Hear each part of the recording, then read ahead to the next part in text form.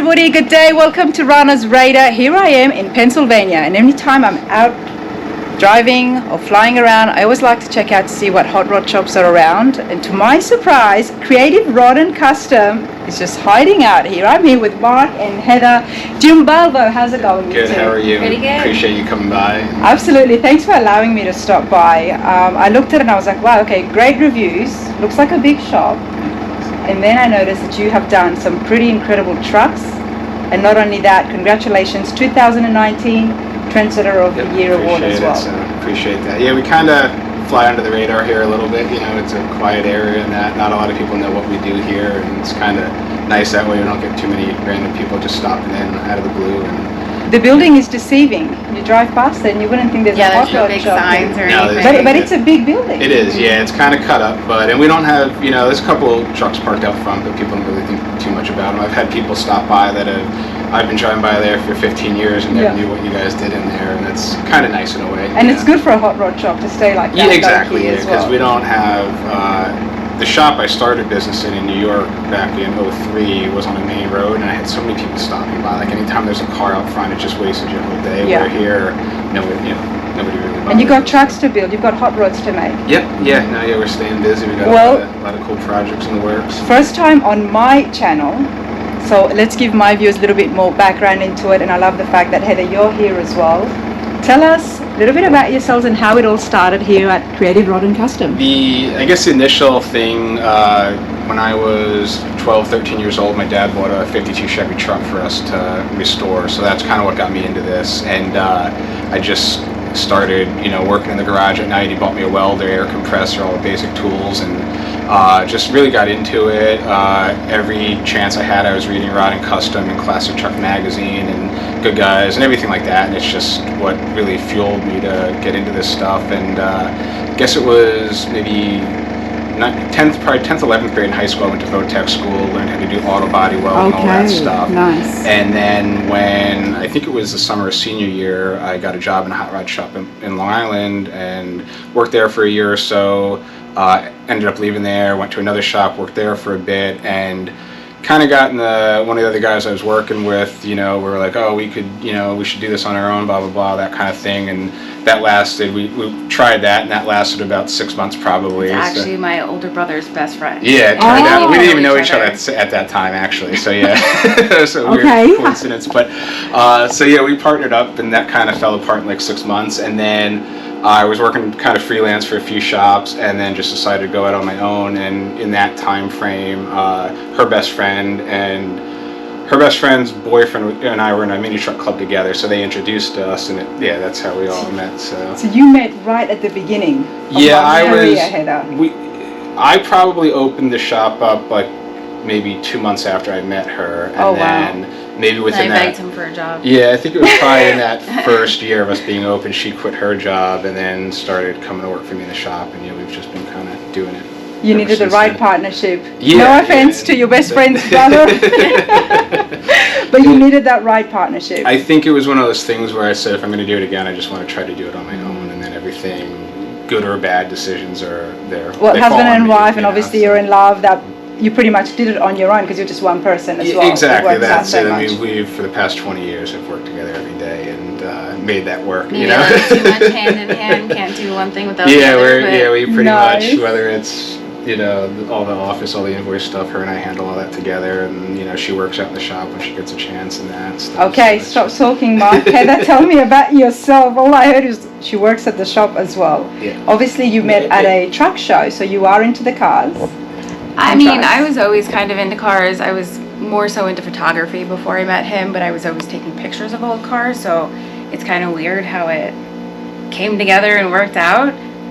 Yeah, and I guess, her dad had a 442 growing up, right? I forget, was it 70 or 71? 70 or 71, and her older brother still has, her grandfather had a 65 Corvair that they still have in the family and that. So yeah, maybe you didn't, and your other grandfather had a 64 I wasn't really T-Bird. interested in it then. I mean, my middle brother, he had like Triumphs and Datsuns. They hit a Datsun when you were in high school. Yeah, painted them in the driveway, but I really was into it then, but Your family was, I guess you just didn't really know it, you know what I mean? Like, you don't, I guess. you probably didn't really think about it. Me, I didn't think about it. It was always around you until Mike came and it really instilled it in you, I guess. Yeah, I think... I just wanted to do whatever he was doing.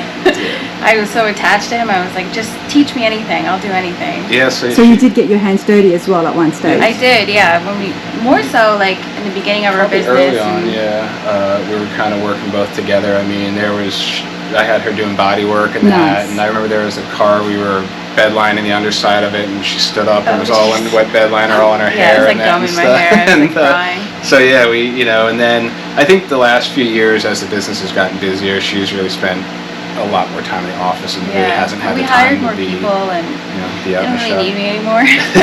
but the fact that you were there at the shop and you did get your hands dirty, even if it's slightly or to whatever degree you go out there, from my experiences, it really gives you an understanding of what goes inside the shop and how much work is involved.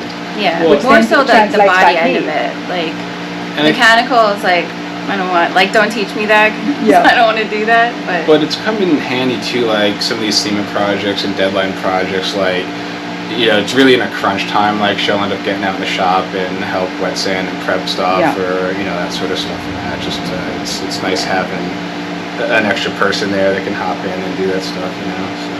Well, I'm excited, and it's so nice to meet you both, and I absolutely love the story behind it. So thank you so much for being here. I'm glad I got you on film as well. Look forward to showing you around. I'm excited for that, everybody. We're here to do a hot rod shop tour and check out what you've been building.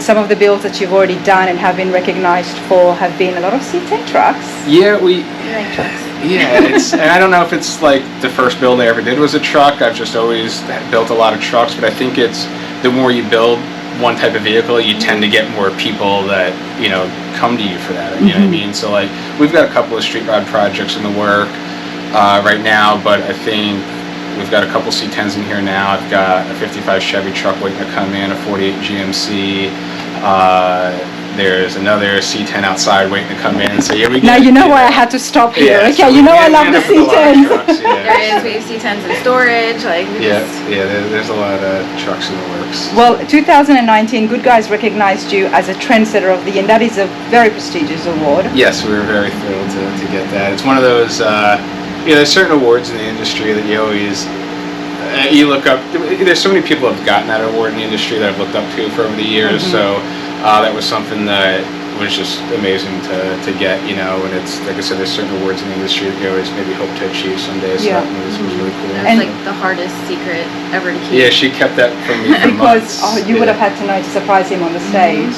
Yeah, exactly. He was surprised. He didn't say a word. I was stunned, really to get it, but it was cool. It was a cool experience. And it's funny, the truck we were building to go to SEMA that year, like, it was so close to not being finished.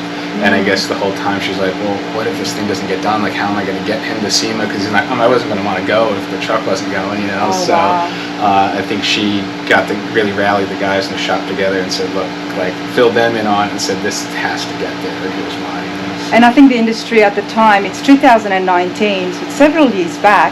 And while the trucks are huge now and everybody's doing so many different works and customization to it, it wasn't so big then.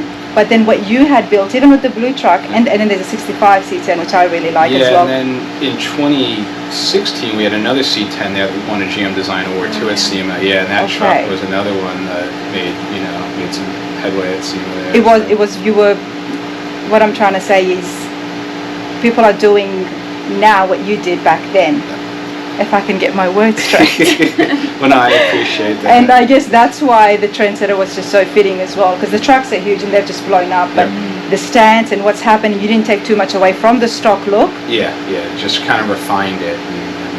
One of the things, like with the 52 Chevy that I built back, I started in high school and I ended up finishing it in 08. It was Good Guys Truck of the Year finalist that year. It was on the cover of Classic Truck magazine, and like for me in my early 20s, like that was awesome. I always told my dad, like, my dream was to have a vehicle on the cover of a magazine. When that happened, he's like, okay, well now what? Like, I hope you don't just quit, like, so, but I built that truck to, at the time, what I felt was almost to the quality of like a high-level street rod would have been built, where you didn't see a lot of people putting that time and the fit, the finish, and design into trucks, and that's kind of what I did with those C10s as well. Like, I just tried to refine, not really change what the factory had done, just refine it. And there's so many quirky little things that you can just change and make something look better, and nobody even really knows why. You know what I mean? They look at it and they're like, man, this thing's awesome, but they can't even tell what you did, and that's a cool feeling when you have to really explain so much to it because it just goes unnoticed, you know. So. And that's what I appreciate about here today is we're going to have a look at some of the current builds. Yep. And see where your thought process is today. Yeah, exactly. And where you're heading with the future builds. Yeah, and we have a couple in the shop that fall along that of their. There's one truck we'll show you where I think most people are just going to think it's a stock truck. Like okay, and then you're going to spill the beans and tell us exactly what you've been doing. What we're doing there, but this is the office or the reception. We've just walked in, so and I love it. I really do. It's one of our customers. Yeah, we have a great customer of ours we've built a lot of vehicles for, and he always brings me these weird things to paint and restore, and that's something he's going to hang in his garage. He found it. I don't know where he found it, but it's that old school pistol, isn't it? He told me it was a sign that hung in front of a gun shop. I don't really know, but we sandblasted it down and painted it for him and that, and we did a bumper car for him a few years ago and some other stuff, and we've probably done almost 10 cars for him now in the past 8 years. So really, I don't normally do things like that, but whatever he asks, we do for him. So whatever you want. Yeah. That's it. All right, well, let's go walking. Okay, yep. So we can. Let's go. Heather, are you going to come join us? Okay. Yeah, come on. on. Along. We'll go out. We'll start here in the paint shop here. So, but pretty much where we handle all of our paint work, sanding, buffing, that type of stuff. Paint booths over there. But this is a 68 Plymouth that we're working on right now. What are you doing to the 68 Plymouth? It's been a long project. We've worked on this on and off for a lot of years with this customer, and it's almost like a miracle in my eyes to see this thing painted after all these years. But it started out as a stock restoration originally. And he had a 70 Cuda at the time that was on I think it was on an Art Morrison chassis and had a Hemi in it and all that. And I guess, he really liked that car, and he said, you know what, I think I want to build more of a pro touring car out of this one. So, at that point we had already done the floors and all the unibody work and all that stuff, so we really didn't want to go the direction of putting it on a chassis. So we ended up doing a bolting K-member, Ride-Tech bolting flooring, smoothed the firewall out, the entry bay panels and that bit. And of course the Plymouths were not unibodies from the factory, but you've done this. No, these were. So these ones were? Okay. Yeah, so this is the B-bodies. The color? It's called Avalanche Gray. It's off a 2024 F-150 Lightning. Okay. Originally the car was supposed to be silver, and then for the last few years it was supposed to be white, and then he saw this color recently on a new F-150 and decided this is the way he wanted to go. So. And this car is going to do the color so much more justice. Yeah. Than the truck it does, because anytime you get those modern day colors and you put it on a classic. Yeah, it makes a big difference. Yeah, I think it ties in well with the wheels.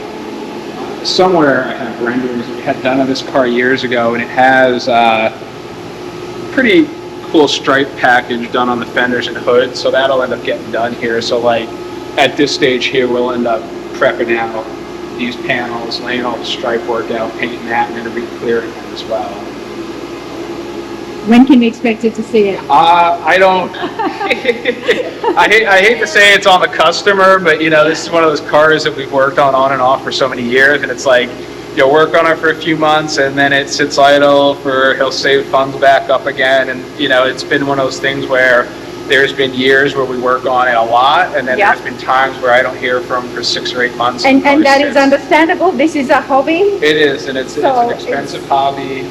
It's a little hard for us trying to run a business that way, and it's, but we try to be patient and get this one done. But yeah, it's definitely hard when you start and stop on a project so many times, and trends change, parts change, so that's a big thing. I think a lot of trends probably changed. Yeah, that's, I think if we were building this car from the start today, we would have cut the floors out, it would have been put on a chassis. Or it was on 15 years ago. Yeah, it's just the time frame it took to get. This is our body shop, but we tend to do some fabrication work in here as well. So, Okay. this is a 67 Chevelle that we're working on. The owner's had this car since high school. Oh, wow. It's it's been restored once or twice over the years, and he now his son's in his mid-20s now, but his son got into autocross racing and stuff like that, and they decided they wanted to get this thing redone, and so. Did you guys add? Yep, so all that's, so here's actually the renderings here that Eric Brockmeyer did of the car. So that shows all there's a few things that'll change with it probably, but as of now, that's the color. It's called Amethyst. It's off of a 2022 Porsche Carrera, I think, and we've got some rotoform wheels on there that'll have like a matte gold finish to them. Wow. So, and the key thing is the dad, Michael, that owns the car, he still wanted his 67 Chevelle. Couldn't change too far from that, but they want. And you don't want to. I mean, it's such an exactly. icon. Yeah, It should be want, so certain things like the chrome trim and stuff around the windows and things like that. The bumpers will still be plated, but they wanted something that they could go to a good guy show. They could throw it around the autocross track and just kind of be a dual purpose vehicle where it's nice to show and pick up some awards and that, but they could still take it around the track and enjoy it. I love the spoilers that's been added on to the side. So that's kind of one of the big last things we're working on. We do have some work to do the hood still, wrapping the cowl hood into it. Mark, can we just come here for a moment? The spoilers continued on. Yeah, so everything, and those are bolt on. They'll get fit and body work, and those will end up being painted a contrast finish. So they'll probably go like a satin charcoal gray maybe, or a satin black. I love how it follows the body line. We've got the bumpers being cut and tucked in and raised up, and the whole back section that we rework. Those are like removable sheet metal inserts, and those will end up having little fins welded into them there, and those will be contrast color as well. Yes, I'm nosy, but I do like to see things like this. I'm actually coming and seeing the work as well. Oh yeah, the measurements and stuff. The measurements and. Well, it's hard when you're working from a rendering. It's a drawing, and it's like, okay, then you're trying to build, but there's really no dimensions on it. So a lot of times we'll end up actually measuring the rendering and then trying to proportionately measure what we're doing to that, So. And that's Jason over there. He's working on. Hi, Jason. How are you? Not too bad. How long have you been here with Mark? I believe 7 years now. 7 years. Yeah, 7, 8, I think almost. Yeah, so. Nice. Yeah, probably 2007, 16 or 17, yeah. Yeah, it's been. It Doesn't seem like it, but. Time flies. Well, obviously everybody's happy. That's why you're still here. Now, you mentioned something about the hood. What are you exactly doing? So if we check out the rendering here, so he wanted a cowl hood, but he still liked the original look of the SS hood, so Eric kind of blended the two there together, so that's what we'll end up doing. We'll graph that section in from the original SS hood, and then these vents here will end up being machined out of billet there and that, so. And then the hood itself will actually end up traveling back into the cowl, and we'll build a new wiper cowl panel there as well. So. Is this the first rendering Eric did? No, there's been quite a few renditions. Oh, that makes me feel so good. Eric, if you're watching this, that makes me feel really good. Has he done a few renditions on yours? Just a tad. And the funny thing is, the poor guy, after he did all that work, I went back and went to the first one that he did. That's Has to be perfect. but yeah, the Okay. basis of this car, we ended up sitting on a Roadster shop, fast track chassis. We've got an LT4 with Bowler 6-speed, Tremor 6-speed in it. And, under the hood, we did a lot of custom metal work here. So we ended up building new motor mounts. We shoved the motor back 3 inches just to gain more clearance here. There's still not a lot of room, but we needed room to build, for the intake tube, and PRW built a custom aluminum radiator with brushless fans for it. And There's a lot of work here. yeah, we just a lot a lot of our cars, trucks that you see that we do, we spend a lot of time in the engine bays. There's so much, kind of room just to build cool stuff here, and spend a lot of time hiding components in that. This panel is removable, so you can still access the radiator overflow and the supercharger tank, the power steering reservoir. LT4 that is going to be supercharged, already supercharged. Yes. And how much horsepower are you expecting to get? They are 650 out of the crate, so this is a stock motor right now. We can change out this pulley here. It's a Wegner serpentine system on it. We can change that pulley out to get a little bit, so we'll probably play with it, with tuning in that. I don't think we'll be up over 700. We'll probably hang around that between 650, 700 range on it. Just did a ton of work to the front bumper, rework and all that. And kind of made the intercooler a focal point there in front of it, and built the lower balances there. And Jason's working on the side balances now. It's very different at the front, but at the same time, you can still tell it's a Chevelle. Yeah, exactly. We didn't want to change too much with it. So. And when can I expect to see this finished? That's each year we're like, oh, maybe we'll have this done for the summer, and it's just kind of, we've been working on it probably about a little over 2 years now. It's still we're near the end of the fabrication work, but obviously we still have all the body work and paint work to do on it and that. So I'd say it'll probably be another year before this car is done. I say longer. Longer. It might be. I believe Heather. This is a 74 K10 we're working on. The gentleman I was talking about that we painted that giant gun for, this is one of his vehicles. And we built a 68 C10 that was at SEMA in 2016 for him. And That's Eric. He picked this truck up. He wanted to build a four-wheel drive build, and he picked this thing up a couple of years ago, and we ended up, it was a four-wheel drive truck when we got it. The thing was pretty rough though, and so we talked about it, decided to put it on RS4 chassis from the Roadster shop, so we ordered that up. He kind of gave me the option engine-wise. We ended up putting an LT4 in it as well, Bowler 4L80E in it, Atlas transfer case. But the overall premise of this truck was, he basically said, just build me the most badass square body, but I wanted it to be like something I would have dreamt to have in high school in the 80s. So, okay. It was almost that Fall Guy kind of thing where we said, all right, we're going to do the chrome roll bar, do the KC highlights on it. And, I do have over here, do you want to grab that rendering for that? I can show you. We worked with Eric Black on this one, and he did some concept renderings for us on it. And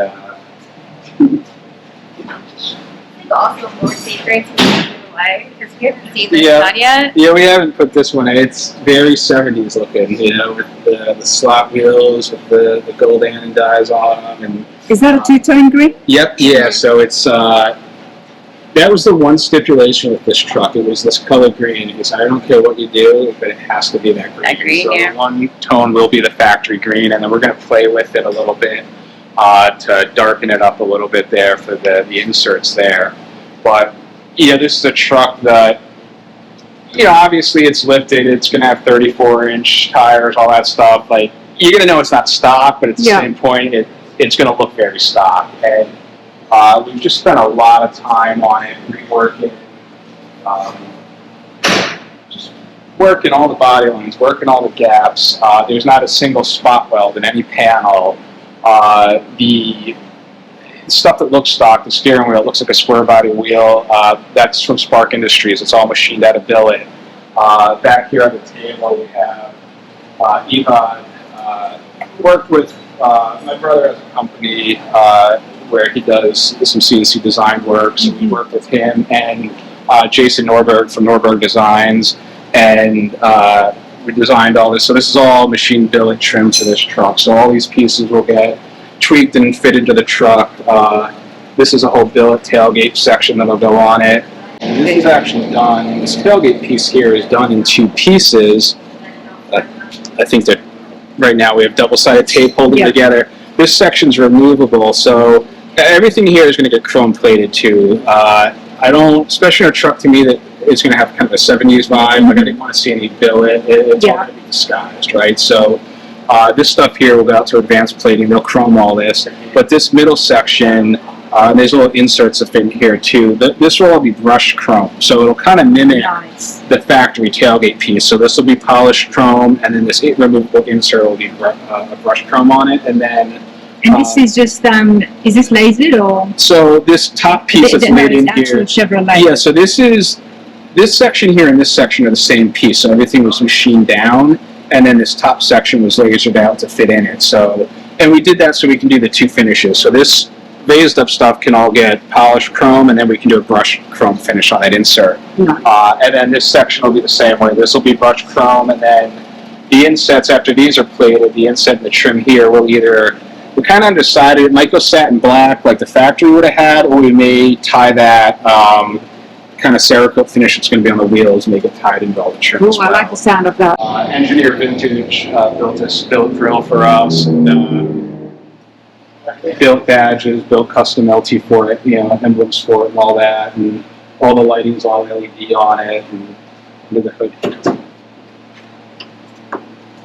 Much custom metal work as well here. So firewall is all custom built, so we built sections in the pole maps there and cut everything out, welded them all in. Smoothed out the factory style inner fenders, but we added closeout panels to tighten the fit of them up to the chassis. We built these shock tower covers to cover the big shock towers on the RS4 chassis. Billet hinges from All American Billet.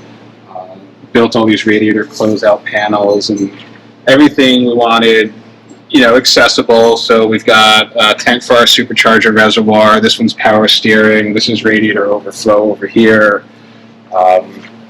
The batteries are tucked up under here. We're actually going to have an access port here with jumper lugs and a kill switch there. Is that air over there? Yep, so we ended up, we didn't want to smooth it off completely, so we took the factory heater box and we widened it 2 inches, and then there's another bulkhead where the AC lines come through the firewall, and then the heater control valve and some stuff is hidden under that cover, and then they route out for there. We ended up built custom wheel wells here. We started with the stock wheel well, but we ended up building up for the pull max and punched all those beadwork in them to kind of pick up what the factory had done here. So just a lot of little things throughout the truck. Now, Mark, I know you love the trucks. That's how all of this started. But obviously now we've got a Chevelle there. But not only that, you're working on some other pretty cool things. Yeah, we have a 53 Chevy upstairs we're working on, and Model A Roadster project, and a couple other things up there. We can go check them out. Let's go. All right, so where are we standing now? We're up in, I guess, kind of the main shop. This started out as kind of mechanical work, assembly work, but now we've just got so many projects that we end up doing fab work and stuff up here as well. But we can start. This is, I guess, over here. This is a 28 Packard. This is a stock restoration we're doing. Well, it's loosely stocked. The 99% of it is the color the customer picked was not what would have been on a Packard back then. We don't get into too much stuff like this. We're doing this for a family friend of ours and just something else. It's very different to what you've been at. It is, and it's different than what we're used to working on. And it's also, when you're working on a car like this, it's just as simple as it is. It's harder than what we normally do because you can't buy parts for it. Every little piece, every nut and bolt has to be restored. It's a long process. But it's interesting, and I love the fact that it is T amongst all your other builds as well. I like this. This caught my attention. It's a 66 Suburban that we're just finishing up. We put this together for Rod Parsons, who owns the carbon fiber. It's actually for Lori, but this is going for Rod. Okay. Yeah, this is Rod and Lori's. Yep. So, this truck's got a little bit of a story, I guess, where I was searching on Facebook Marketplace one night, and I found this thing for sale about 10 miles from the shop here. It's an original paint rust-free truck. And Right here. Now, Yeah. let me remind everybody, okay? And as excited as I get about snow, and it's so cold here, it is snowing. yep, it's the This was first. rust-free. Yeah, it's sat on a farm in Phoenixville, Pennsylvania, its whole life, and then it was moved. I guess the gentleman had given it to his grandson, who lived in Myerstown here, just a few towns away from us, and I guess they had kind of decided, as much as they liked it, they were going to sell it and take the money and put it into the house and that sort of stuff. So this was just, it was a one owner, rust-free truck, 90,000 miles on it. And, you know, I'm looking at this thing, you know, I see it on there. It had a pretty big price tag on it to be in this condition, you know, in the condition it was. And I said, I just got to go look at it. I don't have the money to buy it, but I want to see this thing in person, you know. And I went and I looked at it, and I started calling some customers. And I remember I did have a customer that we'd done some work for that was looking, you know, said if you ever find an old Suburban. And it actually happened that he wanted a blue and white one as well. So I called him, and he ended up buying it.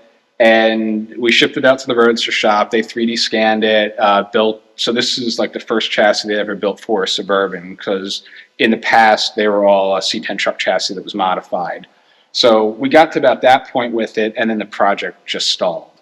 And it ended up going up to our storage garage and sitting for about a year. And I guess it was last year at the Triple Crown, Rod and I were talking, and he said, hey, you still got that Suburban you were working on? I said, yeah. I said, it's in storage. And he goes, why don't you tell the guy to sell it to me? And I said, well, I don't know if you want to, you know, he goes, tell him to sell it to me, and I'll have you build it. And I said, all right, sounds pretty good, win-win. Yeah, so. It was already at your shop. Exactly, yeah. So he and Laura came up and looked at it, and they were like, no, it's awesome, we want it. And so they worked a deal out, and came back from the storage garage over here, and then we just started going. And he basically told me, you know, he and I kind of talked, and I told him what my plan was for it. And he said, I love it. Just basically build it like you and Heather were building it for yourself. And I'm guessing you're going to keep the patina look? Yep. So we're going to end up because the interior looks just phenomenal, the inside. So, what we'll do, we'll end up putting, whether it's like a Poppy's patina or sweet patina type, you know, product on here just to preserve it.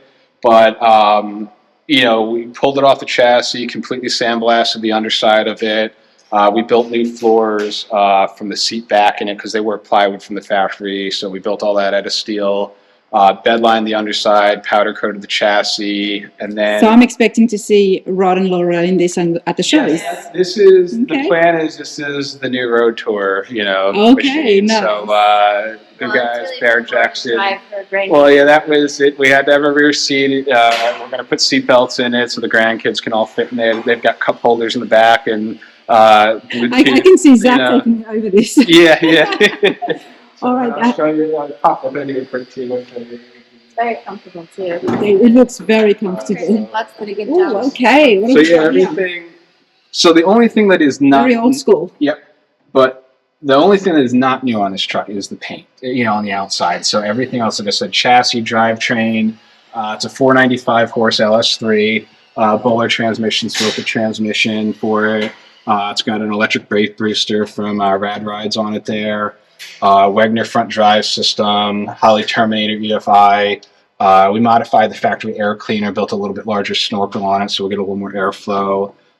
DeWitt's radiator, just like I said, everything on this is brand new. You know, LS3 that looks like a 454. Yeah, that, you know, we just the plan was to just keep it old school looking, but just everything new. Ultimate headers, blower exhaust, everything, vintage air, classic instruments, just.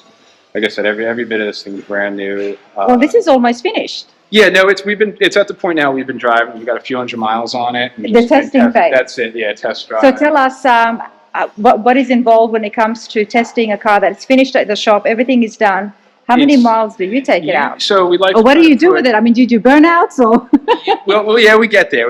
But yeah, usually I have a route of like 4 or 5 miles that when we first get something up and running, we'll do a couple of small trips like that. And if everything goes well with it, then we just keep stepping out further and further. So then I'll start doing 15, 20 mile trips with it.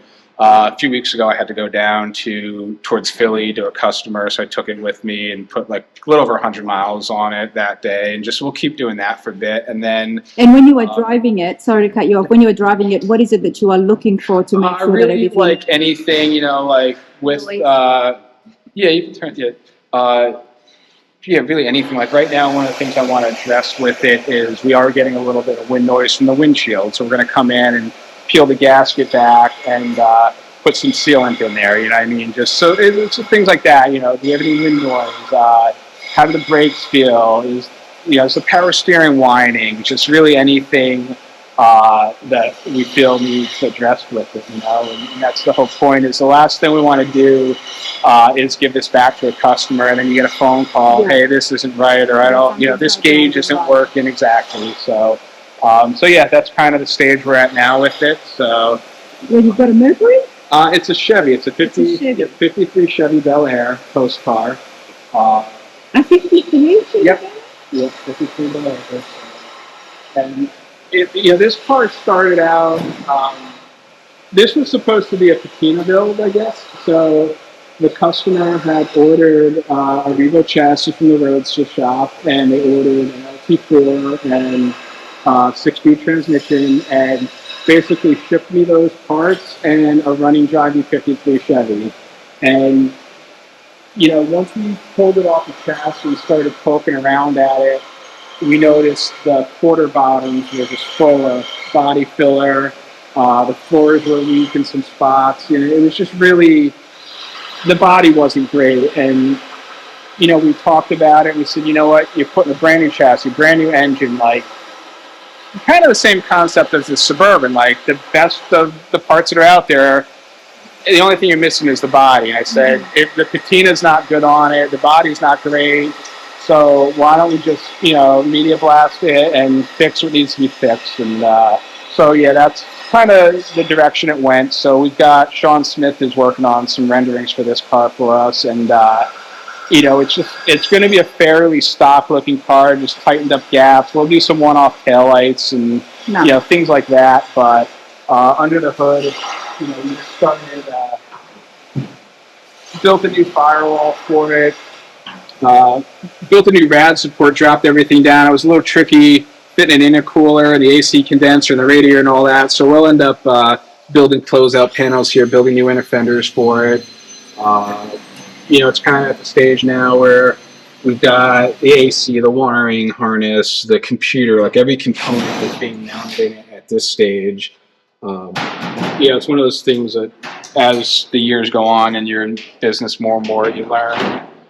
There's always different ways to do things, and we're trying to get to the point now where every car we build, just like the K10 you saw downstairs in the Chevelle, every piece is fit to this car, that there's no surprises in the end. We've run into that in the past where you're building a project or something, getting rushed for a SEMA or whatever the show is. It's like you drop the ball somewhere, and we're trying to, every build we do now, that every piece has been mounted in this thing, that there's no surprises when we go to paint. We're not drilling holes on a painted panel. And it's so good you've recognized that. I mean, you've been doing this for a while now, but you're still very young, and to recognize it now. Well, every build needs to I think the have key that attention to thing detail. is to try to have the mentality of just every car we do. I want to say every car we do, we want to make better and better. Some projects, that's not always the case, whether it's a budget or what the customer wants as far as direction.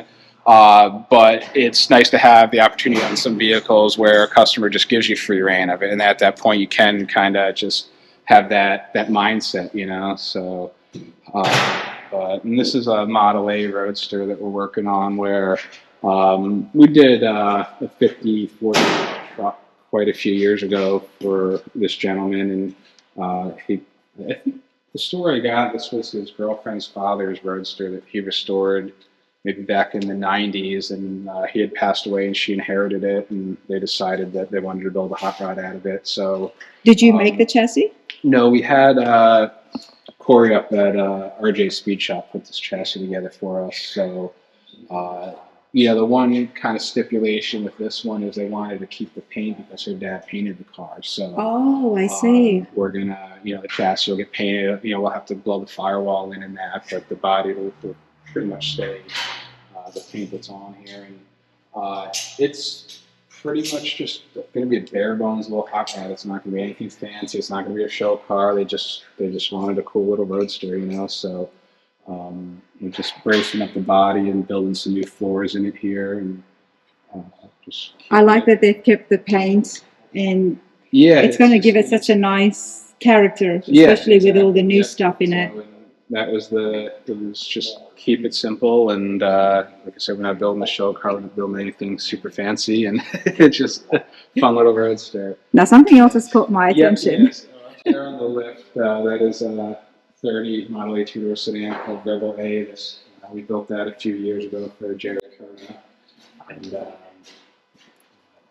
yeah, that was a cool project, a fun project, a lot of custom stuff. A lot. How much is that top chopped? 4 inches. 4 inches. Yeah, so 4-inch chop on it. It's got a 56 Cadillac motor in it. We custom built the header for it and smoothed the whole engine block out. Is the whole engine Cerakoted? It's actually just a matte base coat with matte clear on it. So okay, that's the same for the arms. Yep, as well? yeah. So the arms are done. The brake drums. Johnson's Hot Rod Shop did the arms and the front and rear brakes for us. Roadster Shop built the chassis. One of the cool things with this chassis too is the front shocks. They're actually inside the chassis there, and they work off of a bell crank system in order to actuate the shocks. And the whole underside of the car is, bodywork, painted, sanded, buffed, all that.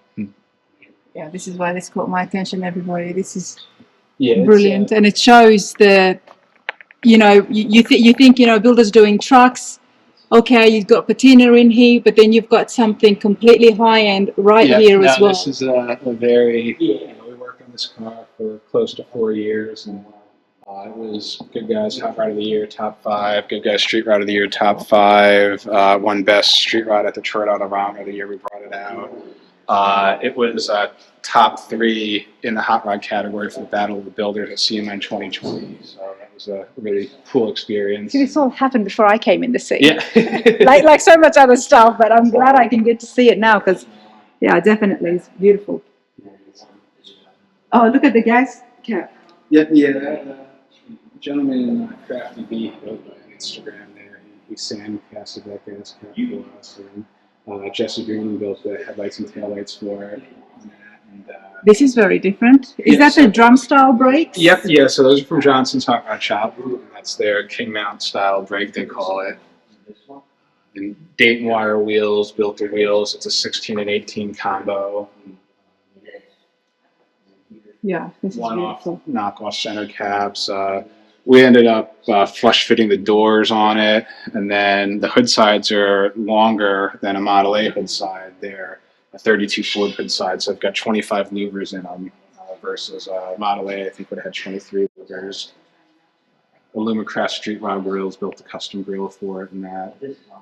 So now tell me, with these days when we check out hot rod shops, there's so much CNC and CAD work happening. Do you do some of that as well? Yeah, so we don't do any of that in-house, but yeah, like this is a car, for a good example, I guess, that you wouldn't notice any of those parts, right? But so, like, these center caps are CNC machined, the emblems are CNC machined in them. The header flanges and all the exhaust flanges are all machined out of stainless. The alternator bracket was all designed and CNC'd. And then if you look at like the chassis and the work the Roadster Shop did on that, like there's so much CAD design work, and all these pieces are machined. Johnson machines these pieces. Would you do some machining in-house? I would. We don't really have the space for a machine. My brother, he lives about 20 minutes from here. He has a small mill at his house in his garage. So there's certain parts of this car, like the exhaust flanges, the alternator bracket, the gauge cluster, the shifter bezel. He machined all that stuff for us. The license plate's actually machined out of billet as well. Okay. That's another piece he built for us. So. This is a big building. We've already come through 3 different rooms, and then there's another room. There's another room up there that's got some of our fab. I know you've got workers, and I know they're working, but we're going to go and just peek inside briefly. We won't disrupt them, but I do want to show exactly where all the fabrication happens. Our storage area and fab stuff, and we have a mess up here. But this is a project that is sitting idle right now, unfortunately. But the customer had us stop on it. This is a 53 wagon, Chevy Bel Air wagon. It's sitting on a Roadster Shop chassis. So at this stage, it was at another shop, and that kind of got hacked up a little bit, I guess. So but it just needed a bunch of work. So Which is just wonderful news for you now. yeah, it's just unfortunately when the customer, you get a car and they're not expecting to have to do all this work, so it just really messes up the plans for the project a little bit. Ended up coming back down to bare metal. And I guess that would be hard to get the customer to understand as well. That, exactly. Yeah. Yes, this looks fine, but it's actually not underneath. You start looking at some of the stuff here that was, and like I said, unfortunately, because it sat idle. I mean, there are panels that were cut out of this stuff that were really just, hacked together. So the car was built a couple of times before, so now it's at a point where, we cut areas out, replaced metal where we could. A good friend of ours, Mike Wood, built these quarter panels from scratch because you can't buy quarters for these, so there's still so much that needs done to this car, and we're just waiting for the customer to kind of give us the go-ahead to get back moving forward with it. Yeah. Up on the frame table there is a 32 Ford two-door sedan. That's one of my own personal projects that I guess I'm the bad customer in this instance because I haven't allowed. There's always one personal I haven't project. given myself the go-ahead to work on it. So Now, Heather would know the answer for this. How long has this been sitting here for? I bought this car in 2017, I guess. So Yeah, actually, I don't know the answer. yeah, I got it in 2017. I try to ignore it. I blasted it and bought a chassis from J.W. Rod and part of the thing is it's so much has changed so much. Like when you're building something for yourself, you just Well, you might come across new things and get distracted. A lot of the ideas he had went into Jerry's Model A. Yeah, there's so many ideas I had for this car that when I started building that Model A, it's like so much the ideas I had for the roof and other things, I morphed into that project, and it's allowed me I'm going to build a way simpler, more bare bones car out of this, just something fun to drive. Every year I say I want to get it done and take it out to the gathering, and then another year. You're not alone. You are not alone. We've been to a fair few hot rod shops, and there's always a project sitting in the corner. Yeah, that is a personal project. So that's kind of the story, and like I said, it's just gone through multiple things. I have a 56 nail head in the other room that I was going to put in it, and then I decided just throwing a small block in it. Now I'm back to wanting to put the nail head in it. And got a brand new winner's quick change in it. Really awake at night thinking about it. Yeah, stuff in my head. Well, you know what, everybody? That's how you know if you come over here that you're going to be in good hands, because a builder who is so passionate and avid about building and thinking about it even when the clock is off. Yeah, I think every one of these cars, you lie awake and build them in your head. There's so many different ideas and things like that, and you think about every aspect of them, you know what I mean? So, and then when you have this many projects going on, it definitely keeps you awake. So. Okay, so before we finish up now, where can I or other people at home can see some of your builds and meet you at the shows? So as far as social media, Instagram at Creative Rod and Kustom, our website creativerodandkustom.com. Show-wise, we slowed up the shows a little bit the past couple of years. We'll definitely be at the Good Guys Delaware show coming up here in June. Good Guys Columbus, that's a show we try not to miss every year. We will have Jerry's the Green Model A that we showed you. That'll be at the Pittsburgh World of Wheels here in the middle of January. Okay. So that's coming up pretty soon here, just next month. And probably the Triple Crown will probably be back down there next year. The Model A would hopefully be at the Triple Crown as well? Probably. We had it there the inaugural year. So 2 years ago we had it there. We didn't take it last year. So that'll be up to the customer at that point. When we, at this point, we've shown that car a bunch, been in a bunch of magazines, all that sort of stuff. So after Pittsburgh here, that customer lives in Pittsburgh. So the plan is when we're done with that show, it's going to get delivered to her house. And then she'll be in charge of it from there on out. So. Now, the Good Guys in Delaware, they had the first one. Yes. So was this year? Was 2024. June. Yeah, in June. May, right, this year? Or is It might still be in June. It just might be a week later this year. How was it? I hadn't been to that It one. was good. It was a good show. I think anytime you have a first show, you're going to expect it to be a little bit smaller, but there's a lot of cars out there, still a good turnout of vendors. You definitely had some nice stuff that showed up.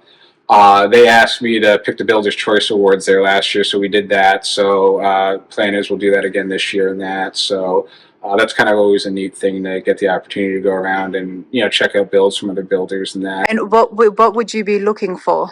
The biggest thing, I think, just like in any car we build, I really pay attention to the fit, the finish, and just the overall design and execution. It's got to be something that just really catches our eye, And it's hard when you go to a show like that and there's thousands of cars to look at. It really is hard to kind of pick only kind of vehicles. One thing, I look to just what draws me. I'm almost like, what do I like? What would I want to have in my own garage? And then once I start getting up close, I'm looking at the fit, the finish, that sort of stuff, the overall. It's not always that tough. What's that as far as cars? You don't know. Yeah, I mean, that's true. I've picked some really cool Patina builds over the years. I really think it's just something that's got to catch my eye or something where I'm like, man, that's just awesome. I'd love to have that. It's just, I guess whatever I like, I guess, But yeah, it's always a challenge, and we've done. I helped pick up at the Syracuse Nationals for 10 years in a row, and that's a huge show too. I mean, they got 8, 9, 10,000 cars some years, and it's like trying to walk through that and pick awards it's tough. It definitely is. But you've made your mark, mate, and already you're out there helping, choosing, and setting trends, if I can say. Now, you're not too far from Posies. No, you weren't. Has he had an influence? 40 minutes from here, I think. Yep. Yeah, I think, especially when we first moved down to PA here in, would have been 2006, I went to his shop and just checked out what he was doing. And to me, it was so cool to go in, really an iconic builder's shop at that point and just look at what they were doing in that, and we'd see their vehicles at car shows and stuff like that. It was cool to just get in his shop and see what he was doing there. And I think there's a lot of when you look at when I don't want to say his time, but when he was building a lot of cars. He had a yellow 3740 built. I think it was maybe called the Sweatback Coupe, and I always loved that car. And it was before her and I met, I guess. I probably was 18, maybe just 19. The shop I was working at the time, my boss had bought a 37 Ford Coupe. And I remember it rolled in on a rollback. This was probably 99, maybe 2000-ish, and I just loved that car. And I ended up talking him into selling it to me because I had that coupe that Posey built. I had the model of it, and I kind of had that in my head that I wanted to build this 5-window into a 3-window and all that. And this was, off memories, was right at the beginning of you doing your own thing as well. Yes, yeah, exactly. Yeah, it would have been right around that time. And I hung on to that coupe for 10 or 11 years, and I ended up selling it, and it's one of those cars that I kind of wish I could have had back. It was such to find an original paint 37 Ford Coupe, and I think at the time I probably paid $6,000 for it. Where to think to try to find one now, what I'd have to pay for it. But I think the reason I brought up Posies is because he celebrated 60 years of hot rodding this year.